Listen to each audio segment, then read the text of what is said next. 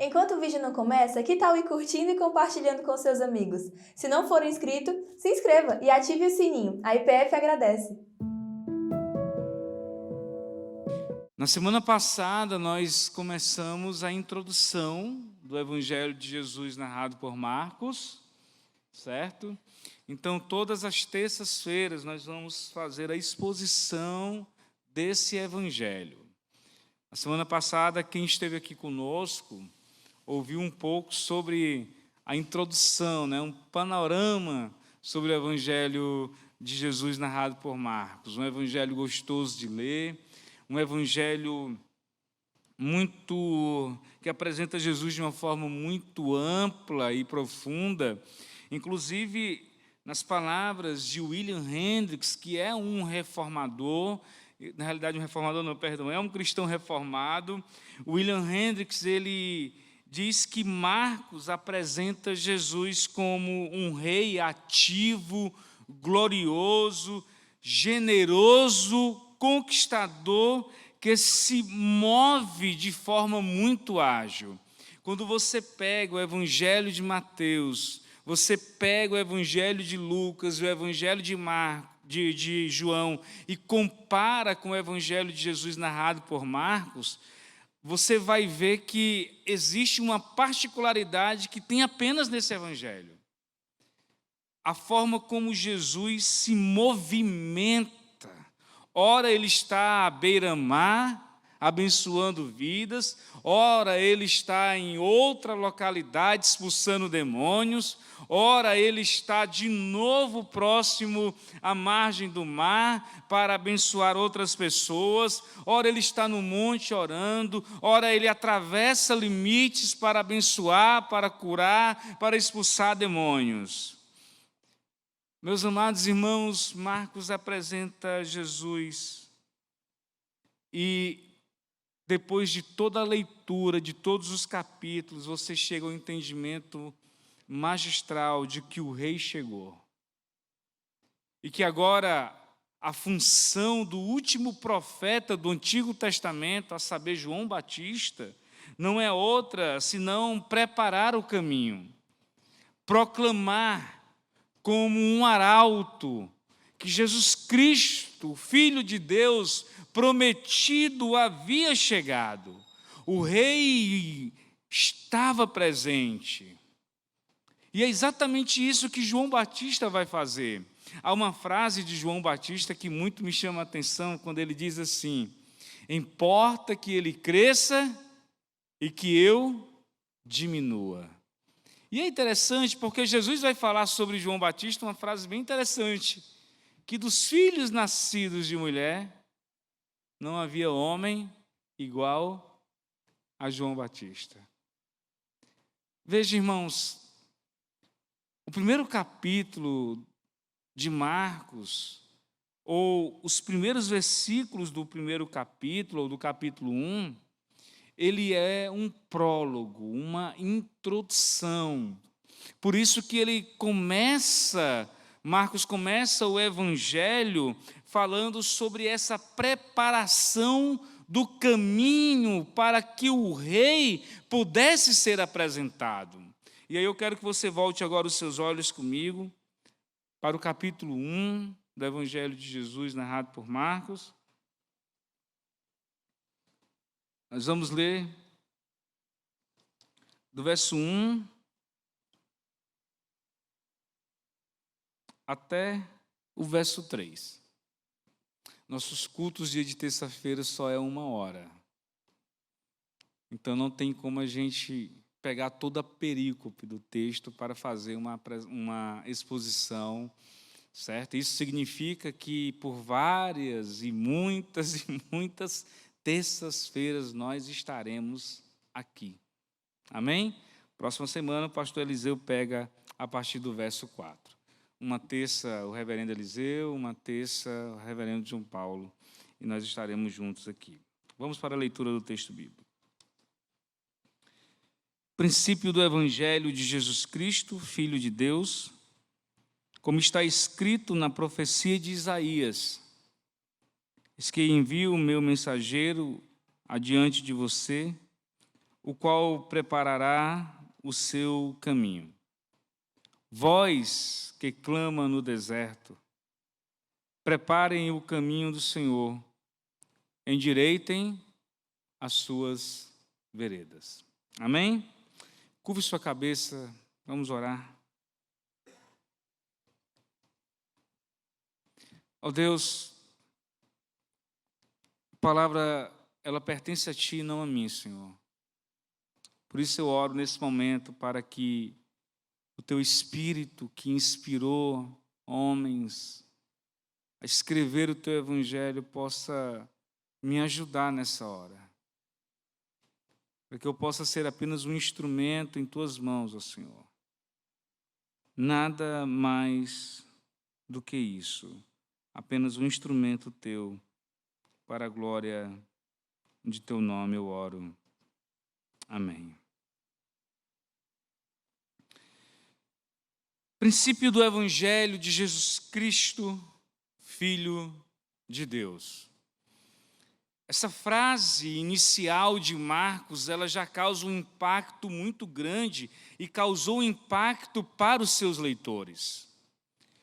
O teólogo Vernon, ele diz que existem 3 tipos de princípios nas Sagradas Escrituras. Primeiro, João capítulo 1, versículo 1, fala sobre no princípio era o verbo, o Logos de Deus.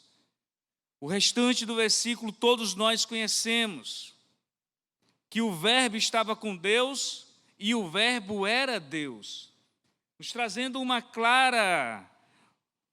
claro entendimento de que no princípio de todas as coisas, aquele que criou todas as coisas já existia. Eu não me canso de falar da frase de Santo Agostinho de Hipona, quando ele, descrevendo acerca de Jesus Cristo de Nazaré, em especial, quando ele faz essa exposição acerca do Evangelho, acerca de Cristo, Agostinho dizia que Jesus Cristo, o Verbo de Deus, o Logos de Deus, é tão Deus quanto Deus é. Segundo, Gênesis capítulo 1, verso 1. No princípio, criou Deus os céus e a terra. Se João nos fala que Jesus Cristo é o princípio, o início de todas as coisas, Gênesis está exatamente afirmando e confirmando aquilo que João está falando, e João confirmando aquilo que Gênesis já nos dizia, que houve um princípio, que houve um início, que a terra foi criada e houve um momento em que ela foi criada. É claro que eu não vou entrar aqui em questões que envolvem evoteísmo ou que envolvem a questão do evolucionismo. Mas nós somos criacionistas. Acreditamos que Deus fez todas as coisas conforme o poder de sua palavra e o seu próprio poder. Ele cria todas as coisas. E sabe o que me chama a atenção? É que aquele que é o Logos de Deus, nas palavras do Evangelho de Jesus narrado por João, também criou todas as coisas, e nada do que foi feito sem ele se fez. E depois, nós temos o princípio do Evangelho. Quando Marcos começa a introduzir aquilo que ele vai escrever de forma mais profunda, mais densa, acerca da vida do Filho de Deus, acerca daquele que cura, daquele que liberta, daquele que de forma ágil se desloca para abençoar vidas. Ele começa nos informando que no princípio, ou o princípio do Evangelho de Jesus Cristo, isso aponta, irmãos, senão para a vinda de Cristo Jesus e do Verbo que se fez carne. Cristo já havia nascido.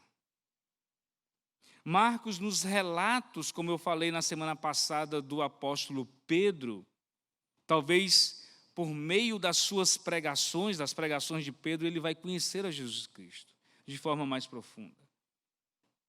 E ele com certeza escuta de Pedro que Jesus Cristo, ou o Evangelho, se inicia com o Verbo encarnado de Deus. Não há Evangelho, não há o princípio do Evangelho, se Deus não houvesse se encarnado e habitado entre nós. Deus se fez homem e habitou no meio de seu povo. Emanuel, Deus conosco. Então a palavra princípio, ela indica o início. Ela nos mostra que a pregação vai se dar por meio do Verbo encarnado de Deus. E aí ele fala, princípio do Evangelho, das boas novas.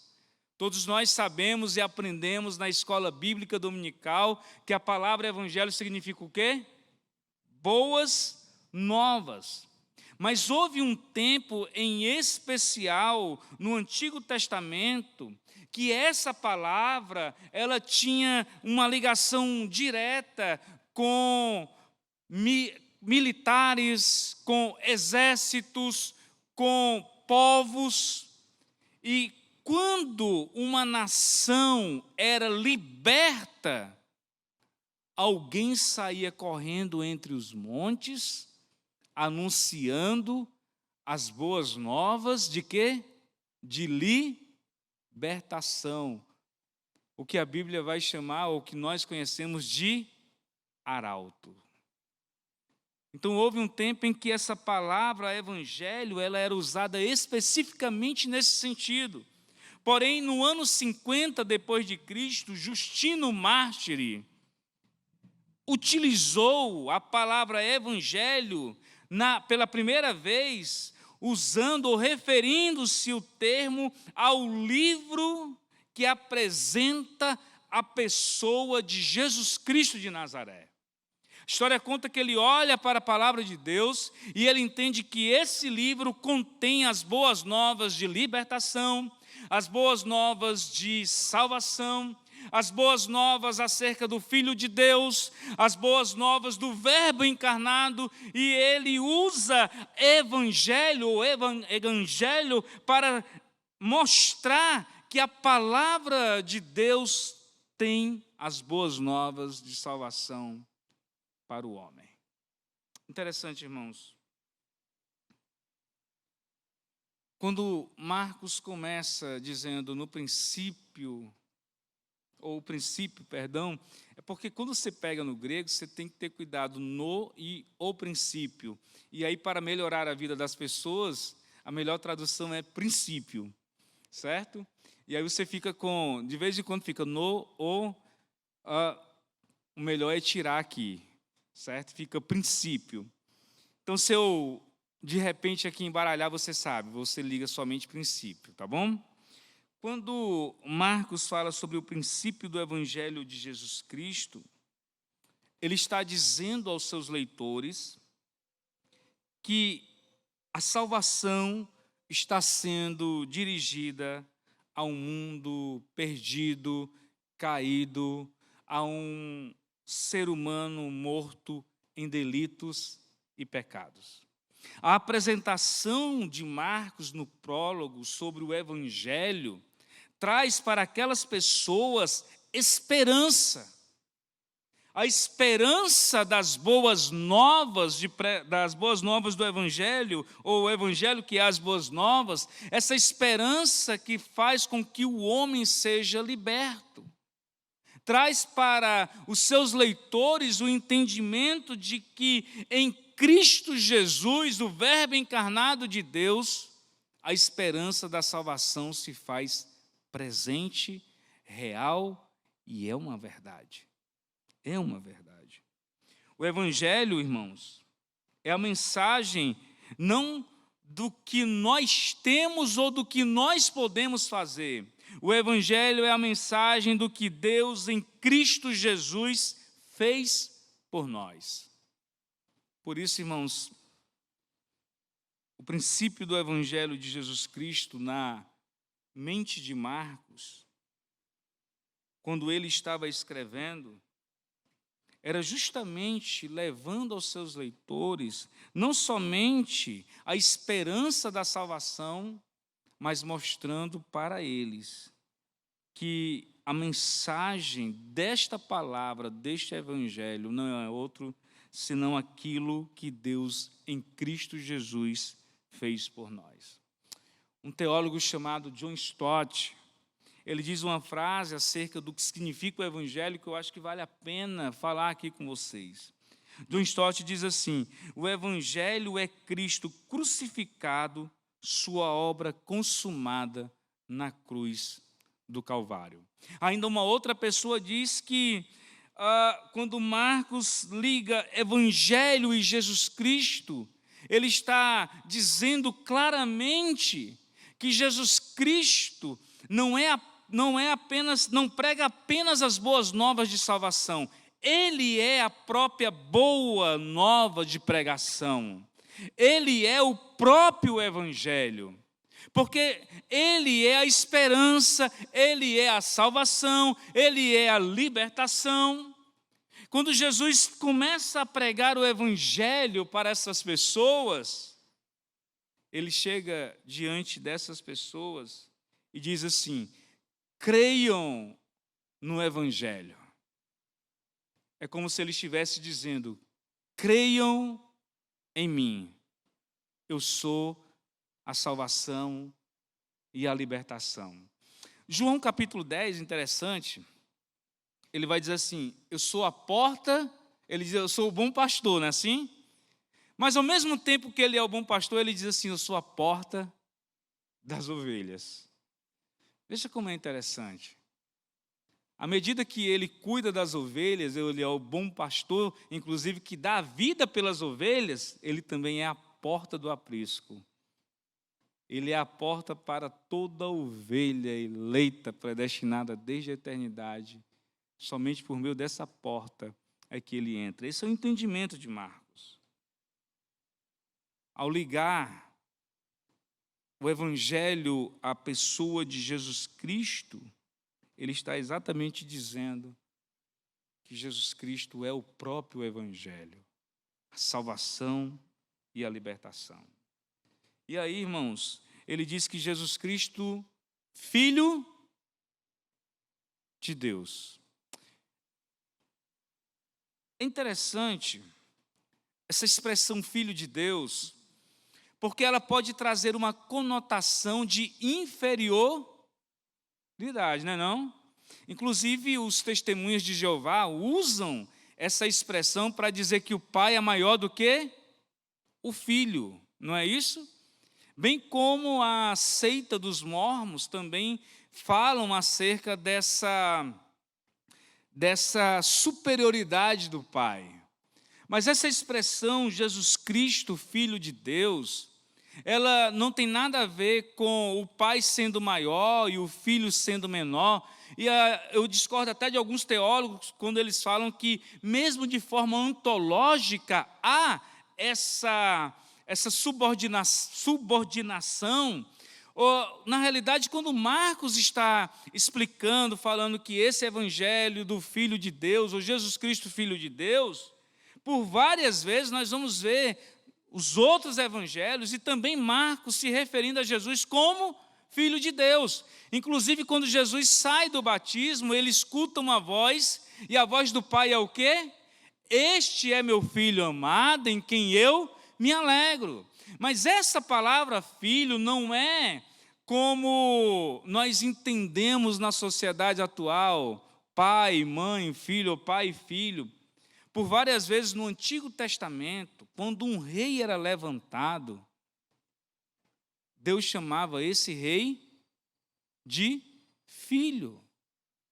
Deus chama Israel de meu filho, numa demonstração de amor, ou de um rei que se levanta em nome do Senhor para salvar o seu povo. Essa expressão, Jesus Cristo, Filho de Deus, é exatamente isso. Um rei que está se levantando para libertar o povo do cativeiro. Um rei que está se levantando, e é interessante que é um rei que se identifica com o seu reinado, com o povo, e esse rei vai salvar esse povo, vai dar a vida para que o seu povo possa ter vida e vida em abundância. Portanto, a partir de hoje, quando você olhar aqui, não tenha medo. Quando você encontrar um testemunha de Jeová na sua casa, na porta da sua casa, não tranque o cadeado dizendo: meu Deus, eu não sei o que dizer quando ele falar sobre essa questão da inferioridade do filho em relação ao pai. Aí você vai lá para os textos do Antigo Testamento. Davi é chamado de filho, os reis que ele levanta eram chamados de filho, e foi assim durante todo o tempo ou período de reis que Deus levantou em Israel ou Jerusalém. Então, 3 coisas importantes aqui. Princípio, indicando o início ou a esperança para esse povo. Evangelho, as boas novas, e aí nós entendemos que esse evangelho não é apenas a pregação. Marcos faz questão de nos mostrar, e o leitor dele vai entender isso na época, que Cristo é o próprio evangelho. Jesus Cristo, o Messias, o ungido, aquele que de fato é especial e que vai salvar o seu povo, e ele é o rei que é levantado por Deus, por isso ele é chamado de filho. Ok? Até aí tudo bem, irmãos? Tranquilo? Cabeção? Tá de boa? Amém. Vamos seguir os versos seguintes, verso 2 e verso 3.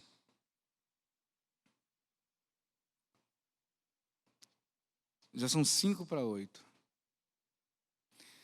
Bom, irmãos, nós estamos com um projeto de mudar o horário dos nossos cultos, certo? Tanto mudar o horário como mudar a dinâmica, né, do culto de oração, se tornando também um culto de exposição da palavra. Amém? Vamos lá. Como está escrito na profecia de Isaías, diz que envia o meu mensageiro adiante de você, o qual preparará o seu caminho. Voz do que clama no deserto, preparem o caminho do Senhor, endireitem as suas veredas. Eu quero fazer uma promessa aqui a vocês, e vai ficar gravada. Próxima semana quem prega é o pastor Eliseu. Na semana seguinte eu volto. E na semana seguinte eu faço bem rapidamente uma explicação mais profunda sobre esses 2 versículos.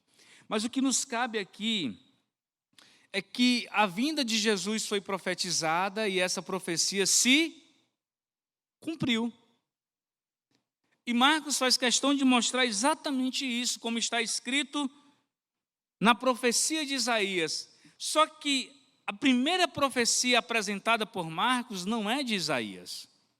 A primeira profecia apresentada por Marcos menciona a profecia de Malaquias, capítulo 3, verso 1. Deixa eu abrir aqui com vocês, Malaquias 3:1. Eu sei que todo mundo sabe, porque esse daqui é o livro que fala sobre o dízimo, né? E todo diácono bem preparado sabe Malaquias 3:10. 11 e 12 também. E todo pastor que quer fazer medo às suas ovelhas, além de usar Malaquias 3:10, 11 e 12, ainda vai dizer que o gafanhoto, o migrador, vai acabar com a finança do povo de Deus. Vamos lá, Malaquias 3:1. Eis que eu envio o meu mensageiro, que preparará o caminho diante de mim. Então, a primeira profecia que nós vemos aqui não é, Marcos está dizendo assim, profecia do profeta Isaías, como disse Isaías, só que a primeira profecia é de Malaquias. E ele está falando de quem? João Batista. o profeta do último testamento, ou o último profeta do Novo Testamento, perdão, do Antigo Testamento, que entra ali no Novo Testamento, e na próxima semana vocês vão ver de forma mais profunda quem é esse João Batista.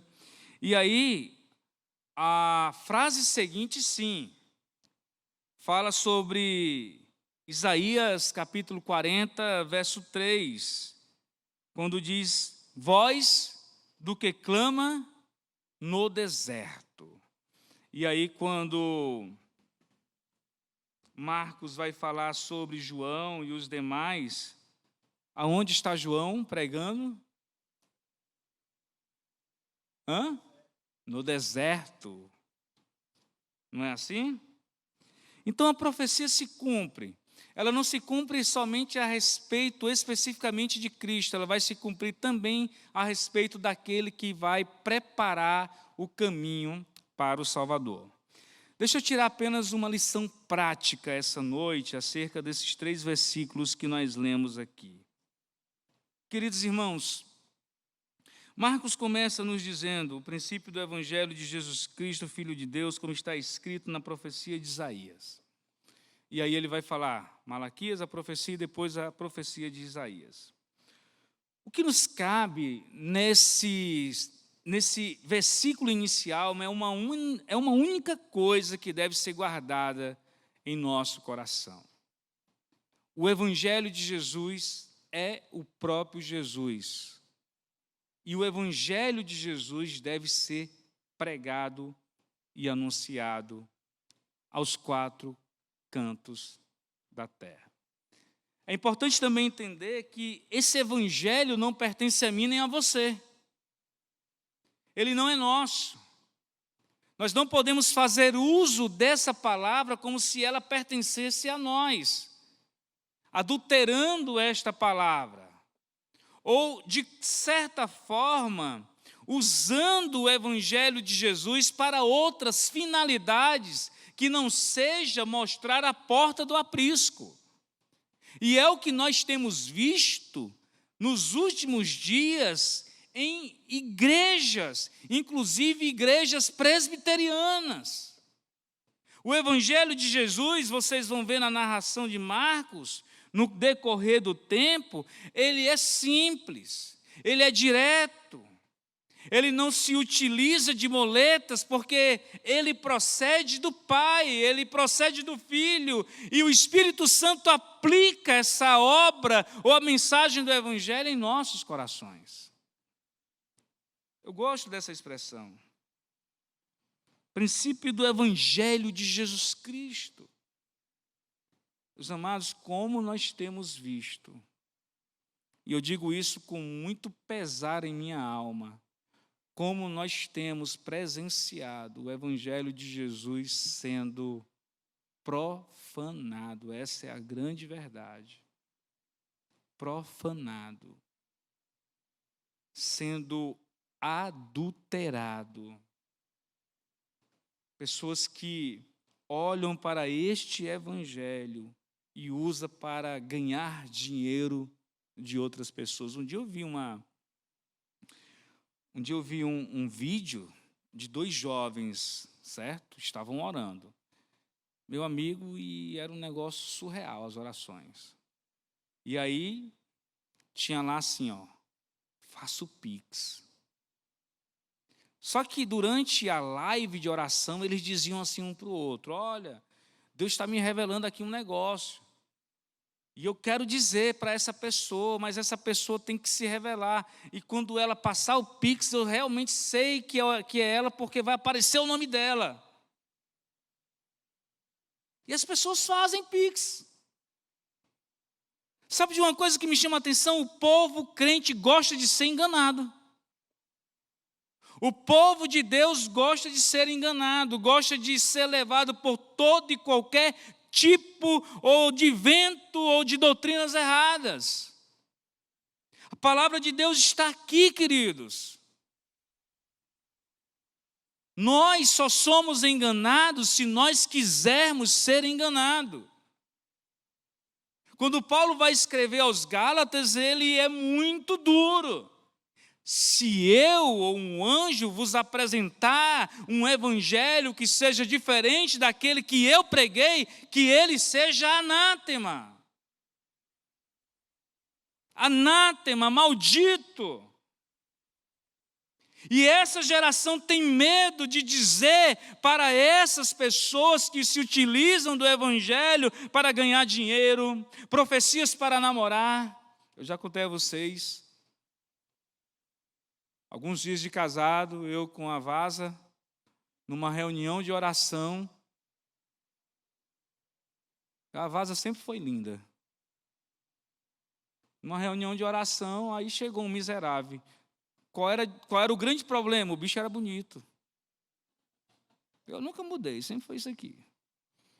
E aí ele pega na mão da Vaza e diz assim: eis que esse varão que Deus te deu não é o teu. 15 dias de casado, irmão, lua de mel. Né? Aí o miserável chega na minha frente, dá uma cantada na minha mulher. Deu vontade de matar ele. A vontade que eu tinha era, se eu tivesse um 38, eu disparava todo na cabeça daquele miserável, dando em cima da minha mulher, rapaz. Mas esse é o evangelho que muita gente gosta de ouvir por aí. E aí eu tinha que sair bem, né, irmão? Luto de jiu-jitsu para quê? Cheguei na mão dele e disse: eis que assim diz eu, vaza, senão eu te quebro. Mas esse é o evangelho que as pessoas gostam de ouvir. Marcos está dizendo, princípio do evangelho de Jesus. De Jesus Cristo. E aí quando você olha, princípio do evangelho de Jesus Cristo, ele está intrinsecamente ligado à pessoa bendita de nosso Senhor e Salvador. Isso inclui ética cristã, isso inclui vida cristã, isso inclui doutrina cristã, isso inclui olhar para Jesus Cristo de Nazaré e ouvir a sua palavra de como nós devemos nos comportar, de como devem ser as nossas relações, porque o evangelho é dele. Se nós quisermos ser mais profundo, ele é o próprio evangelho. E sabe, me dói ver quando a igreja presbiteriana declina, quando ela quer se juntar, quando ela quer se nivelar a igrejas que estão adulterando o evangelho de Jesus. Meus irmãos, esse evangelho pertence a ele. E nós não temos o direito nenhum de adulterá-lo, de usá-lo para outras finalidades que não seja a pregação do Filho de Deus. Amém? Que Deus abençoe as nossas vidas. Para mais informações e novidades, siga as nossas redes sociais e fique por dentro de tudo.